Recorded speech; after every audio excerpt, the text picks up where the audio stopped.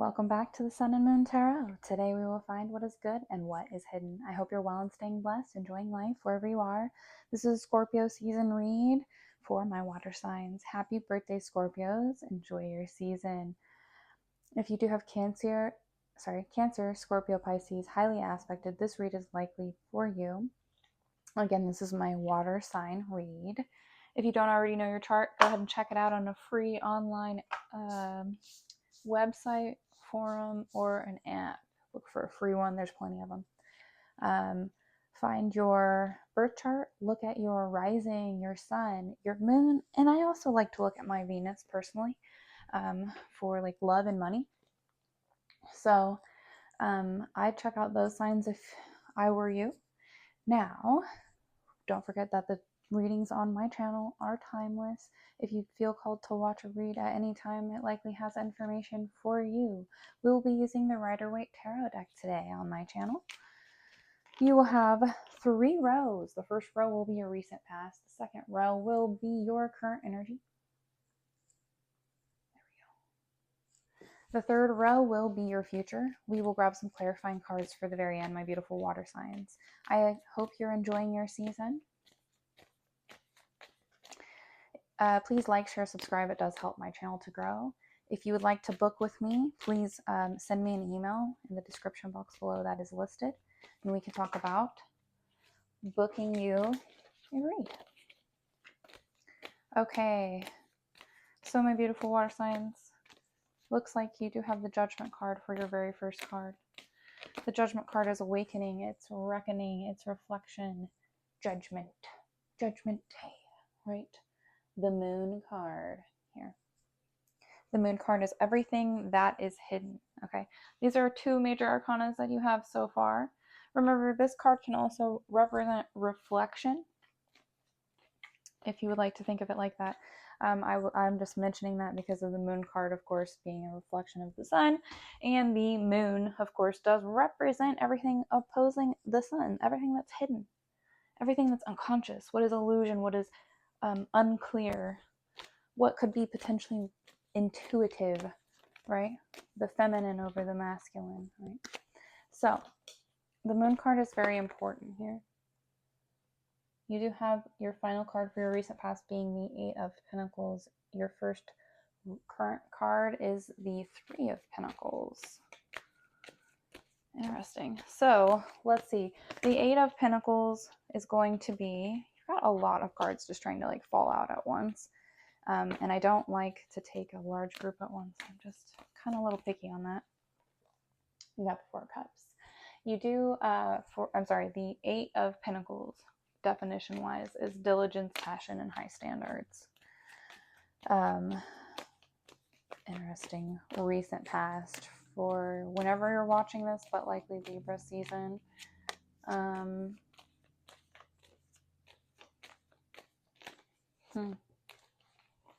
You do have the Page of Swords for your final card and your current energy. Let's grab the last of your cards because I do want the overall energy before I start talking about your recent past.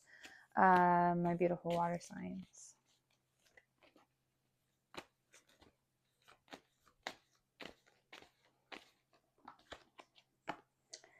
The Knight of Swords. You've had a lot of air in your read.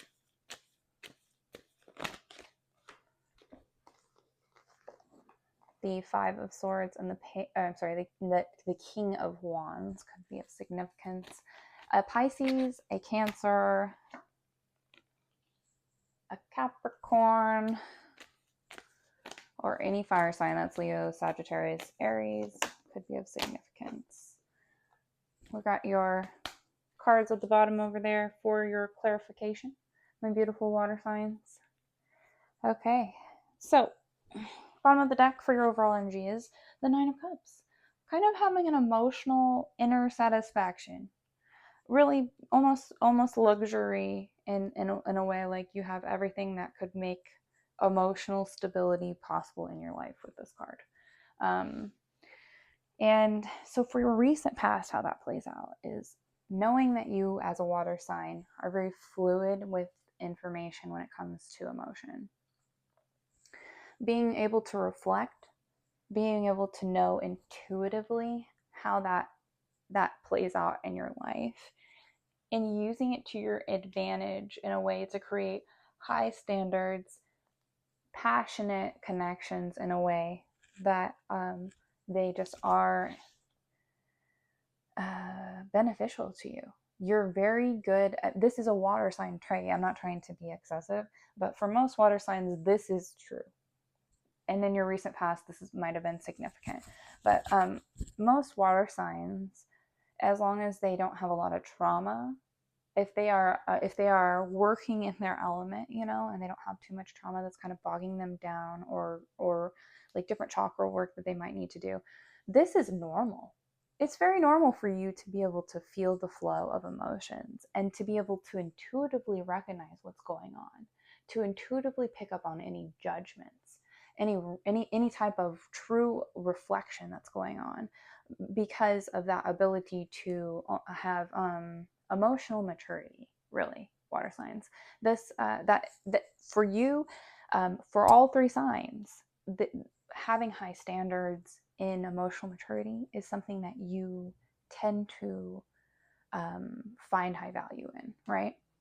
That's just a normal trait for a water sign.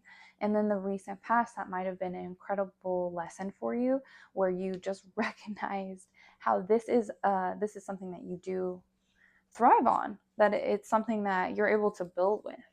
And I say that because you do have the Three of Pentacles for your first card in the current energy. The Three of Pentacles, is a card of money, but it's also a card that really does represent teamwork, collaboration, and building together. This card often appears when you're attempting to work with others and use your strong suits to benefit everyone around you. You want to collab with people that are strong in areas where you are are vulnerable, right? Where you have vulnerabilities, you want them to be strong. Where you are strong, they should have vulnerabilities so that you can work together. The Four of Cups is apathy, it's contemplation, it's disconnection. And the Page of Swords is curiosity. It's mental energy that is restless. It's not being able to lay down the sword or the thoughts, because you're almost consumed by, what I'm going to say is, water signs don't necessarily struggle with this so much if they don't have a lot of, again, trauma or chakra work that needs to be done. Emotional stability is a major player here. It is our overall energy for your read. So remember, bring that in. You trying to bring in that strong suit in your connections. With this card and this card, it would seem that all of you have something in this season that is kind of becoming obvious, that there is some sort of, I like how there's a 3 and a 3 there.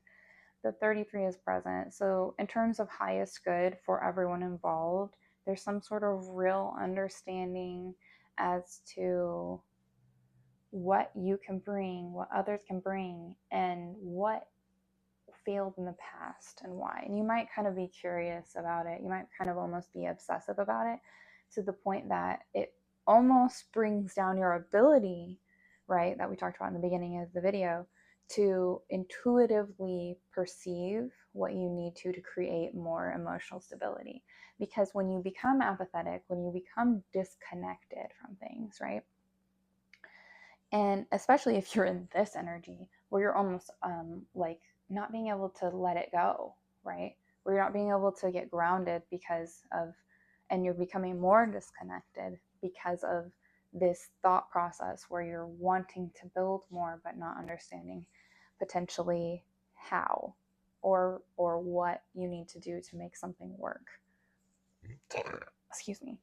With the Four of Cups, you always have to remember that this card does represent a gift coming in from the universe. So while you might be struggling with this in the current energy, it's not forever, and something new will come in for you. Whatever empty cups that didn't work out, we're there to show you, probably, and you might be obsessed with this during this Scorpio season.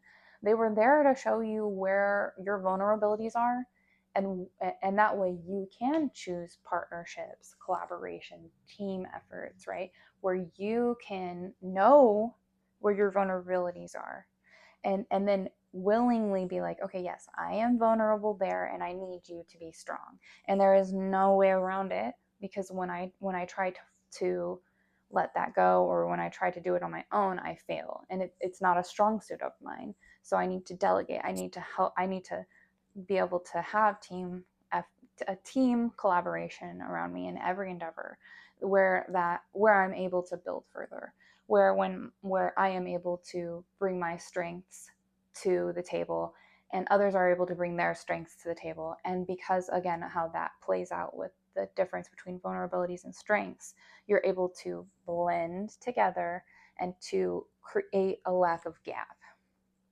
It's a beautiful message. For your future, you've got an interesting message here. You've got the Knight of Swords, the Five of Swords, and the King of Wands. We already went over that, but the Knight of Swords is a card often. So you've got two air, okay, and these cards are really for a water sign. You just want to be very aware that, like, the Knight of Swords is being impulsive. Okay, the Knight of Swords, even though it is a court card, it is an error card. Okay, it's a card about logic. Does that make sense? Air signs run in, the reason that air signs are often considered to be, what's the word? I always forget the word. Shoot. Insensitive is because they don't work. There we go. Insensitive is because they don't work in the energy of emotion like water signs, right? So those things aren't as obvious to air signs. Air signs have a vulnerability when it comes to understanding emotion because they don't work in that energy. Whereas water signs bring that strength to the table. Does that make sense? So there's like a interesting message here with the Knight of Swords. So because it's there, it's action, it's impulsiveness, it's defending your beliefs, and it's coupled with the Five of Swords, which is never a good card. It's unbridled ambition, it's win at all cost energy, it's sneakiness. The King of Wands is an energy of big picture leader overcoming challenges. If you are dealing with a fire sign that is sneaky, that is impulsive, that is overly ambitious to the point that they're deceptive, then that person might be someone that is going to betray you, or is betraying you, or has betrayed you, or has often betrayed you. And they do not bring you emotional stability like you think. You might be very impulsive about it. You might really think that this person is, but it's you being overly ambitious and putting this person in a place of authority in your life that they do not deserve. That's a very specific message. But if you have a Leo, Aries, Sagittarius in your life that often is impulsive and defends their beliefs and is overly ambitious but doesn't follow through and is potentially very deceptive and maybe a liar, then they take away from your ability to create emotional stability, and they will continue to do that. And you need to take away their ability to do that. Now, if it's not that type of thing, it's more so like back to that building a team effort, right? So what are you impulsive about that makes you overly ambitious and then takes away from your ability to lead, to overcome challenges because you're being impulsive? And it takes away from your ability, water signs, to create, again, that strong suit that you have, that strength that you have.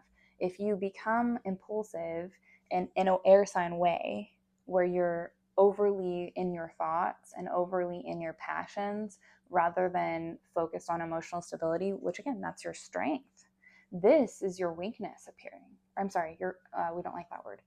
Vulnerability. This is your vulnerability appearing, okay? This is that idea of when you do not work in this energy, okay, of emotional stability. It's that you are perceived by others as being overly ambitious, impulsive, being almost dominating with your beliefs. And there's a warning here in the future that you, if it's not a fire sign that you need to be worried about, that you yourself need to consistently remember in the future that you create emotional stability in your environment, so that is your strong suit, that no one can take that away from you if you do not allow them to do so. And that you need to almost be, I can't believe I'm going to say this, but you almost need to just defend your beliefs. You need to be ambitious in defending your beliefs to overcome these challenges, because that is your strong suit. It is your personality type. It is who you are. It's what the light gave you to be. It's your code. The strengthness and vulnerabilities will not change for you in this life while you're in that vessel. That's the code. That's the imprint that you were given. It's your soul code, if you will. So people struggle with this sometimes, but yeah, this is who you are. Okay, you are a creator of emotional stability, regardless of who in this world tells you that that doesn't matter. It matters. It matters to all of us. We need that. We need emotional stability. We need that grounded ability to be emotionally stable, and to have people that create emotionally stable environments so that we build. All 4 elements are necessary. It's why we have the astrology wheel. Okay, so we're going to flip your clarifying cards, my beautiful water signs, and we're going to finish up your read. It's starting to get a little long. Okay, you do have the Devil and the 3 of Swords for your clarifying cards. So we had 2 storylines for the most part to go with, but overall, this is a very same story about emotional stability for literally everyone. If you're not worried about a fire sign, this part is not for you. But if you are worried about a fire sign being potentially manipulative, overly ambitious, deceptive, impulsive, etc., they are, and they don't care, and they're going to continue to do it, and they don't care. They intentionally know, okay? They know that you need emotional stability and that you create it. They know that that is your strength. So they are using that and attempting to take it away from you because it gives them strength. It gives them domination over you. And that's what they want. The Devil card, by definition, okay? It's not the devil and reincarnate. This isn't Christianity. You need to open your mind and read about all cultures before you step into tarot, because that's just silly. So the Devil card is an energy representation. It's a character in which it tells a story. Okay, so the Devil card is a representation of the opposite of the Lovers when you look at the major arcanas. If you ever read about tarot, if you ever study tarot, they'll talk to you in depth about this. And why? It's because of the pairs. But the Devil card is it's addiction. It's everything that is pleasurable, but in potentially a way that is addictive, in a way that creates a dopamine structure that's not healthy. Okay, it doesn't create bliss. It would take away from your emotional stability, right? The Devil card does represent that. It represents being bound by materialism. It can sometimes represent being bound by addiction, but it is often representation of being bound by whatever causes you pleasure. And because of that, it creates a level of heartbreak and sorrow and suffering and grief with the 3 of Swords. So if you have fire in your chart, you need to cleanse yourself, and you need to become very aware of the fact that you might be being perceived as this to others. If you have both fire and water in your chart. If you're dealing with a if you're dealing with a fire sign that you're worried about being overly ambitious with you, they're addicted to this. It brings them power. They are this person is likely someone that would be, if able to, I mean, it's almost impossible to get a narcissist, to be honest, in therapy, but if you could nail them down and get them to sit down, this is someone that would be diagnosed with narcissism. And it's someone that Okay, so if you're not well educated about narcissism as I am, let me explain. They don't want to see you emotionally stable. They don't care that that is your strong suit. They don't care 33, or they don't care about 33. They don't care about the emotional energy of harmony. They don't care that you bring that to the table. They don't want you to have strengths. That they're not a good person. They're actually a demon. This is what they are. They were stripped of their empathy as a child. They're not able to feel your pain. They like it. They don't want you to have a emotional stability. They don't want that for you. They're going to keep causing these situations because they don't want you to be this. They want you to feel this. That's what narcissism is. Period. A narcissist does not, yes, we can go into the details of which type and if they're also a sociopath. Yeah, I know. But the point is that a narcissist in general, if you look at the dark triad, a narcissist is obsessed with causing pain. They like to cause heartbreak. It makes them feel power. They feed off of it. That's what I meant by demons. They enjoy seeing pain. They literally feed off of it. They will study you and watch what you do to create emotional stability in your life, and they will do whatever they can to take that away because they want to feed off of your literal grief. I cannot be any more clear with you. Whatever this is dangerous and toxic, and you should not stay in a relationship like that. Okay, now if this is more so you feel like you might be being perceived as overly ambitious. Well, I hate to break it to you, but then that means that you need to stop being so almost overbearing with your ability to create your I really hope that nobody in my water category, I can't see you doing this, but I mean, if in the worst case scenario, if you're a water sign with extreme trauma, then it's possible. But if you are a water sign with extreme trauma, then you might be being perceived as a narcissist. You might be being perceived as someone that doesn't bring this because you don't want to, because you like to cause pain, and that you potentially feed off of it.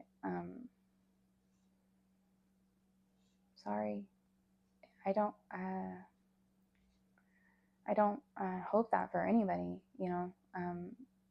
But like, ultimately, it's not my fault that what happened to you, and it's not my fault that you chose to let it define you as a monster. And like, you have to change that. You have to make the steps to get help and to heal. You have to stop saying, "Well, this happened to me, so this is okay." You have to get the help. You know. It's that simple. I could go on and on and on, but ultimately, if you are or you are not, remember this. If you're someone that does create emotional stability and it brings you contentment and energy to feel emotionally stable with those around you and to create emotional stability, if you have a narcissist in your life, that's all they're doing then. They're doing whatever they can to make sure that you cannot create that emotional stability, and you need to be clear on that fact. It has nothing to do with any type of fallacy, facade, guise, mask they have painted over that ugly fucking face to tell you that it is different. It's not different. It's not memory loss. It's not some form of traumatic anything. It is them being a full-blown vampire that fully tries to bleed you out of your emotional stability and enjoys it. It likes to see you in pain.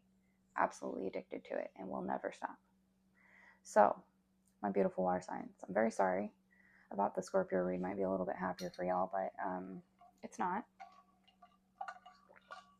And you need to take control of your life, because all water signs bring this. It's varying levels of emotional stability, and that's necessary. But yeah, that's what y'all are for. It's your strength, and anybody that takes your ability to create strength and beauty and love in this world anybody that does that is inevitably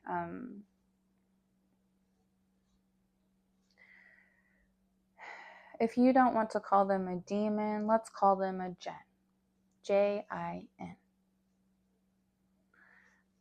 It's a person or a deity or a spirit or some form of a something, an energetic something, okay, that enjoys and finds power in taking away anything that you find power in, anything that you can create with.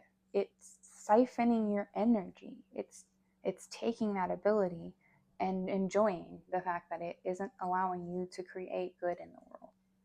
That's a demon, a toxic narcissist, energy vampire. They feed off of whatever you can create, and they turn it into the opposite because it is their sickness. You can get obsessed like me and read about it and study it and logically digest it all you want, or you can just walk away. That is up to you, but I very much suggest that if you are struggling with this, that you get some help, because this seems very toxic and absolutely selfish. If you don't like the term narcissism because it's overused in this world, that's fair. It's the opposite of selfless. This behavior is the opposite of selfless. It's selfish. Better? Does that make sense? Okay. Y'all are not selfish. Water signs are usually very selfless, loving people if they don't have too much trauma. And I know that, and you should know that about yourself. So if you have a narcissist in your life that is siphoning you, right? Recognize that they are creating times in your life of where it would seem like it's about to be emotional stability, and they're doing it on purpose and taking it away to create consistent trauma so that you feel stuck. They're not going to ever come correct. They don't want to. And you deserve better. You deserve someone that wants to be there for your vulnerabilities and to lift you up. I love you all dearly. I hope you have a beautiful season, and I'll see you in the next read.